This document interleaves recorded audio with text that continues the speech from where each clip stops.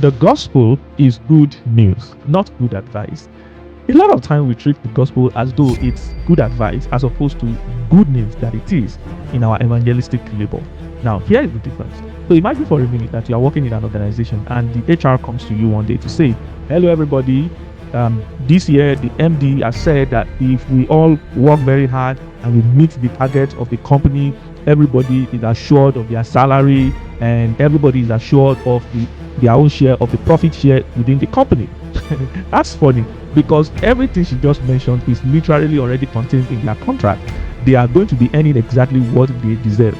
They put in the hard work, they earn what they deserve because of it. But think about it from the other perspective, that the HR walks in and says something like, hello everyone, this year is a really bad year. The company is really bleeding. We are making very huge loss. The company is not making a lot of money. But here is the good news. The MD has promised that nobody is going to lose his job. And on top of that, beyond the salary of everybody that is assured, the MD has also said, even though we are making loss instead of profit this year, he will still give you a profit share or using the benchmark of how much you were paid last year. Now, that's good news. Now, that is just putting it simply.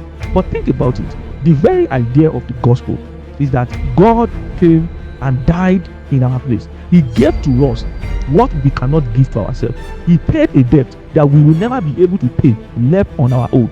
The gospel is not about judgment. There is a judgment aspect to it, but the gospel is primarily about a love so reckless that it's beyond the comprehension of man, that God would abandon everything. God would descend so low and go any length just in search of a man who has made himself his enemy by his act and way of sin.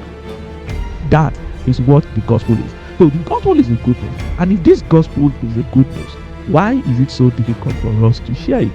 Perhaps it's because all along, the way we share the gospel is not actually as though it is a good news. We share it as though it is a good advice. So here is what you should do from today. Change your perspective about the gospel. Begin to share it as exactly what it is. Not a good advice, but a good news. I'll see you in the next one.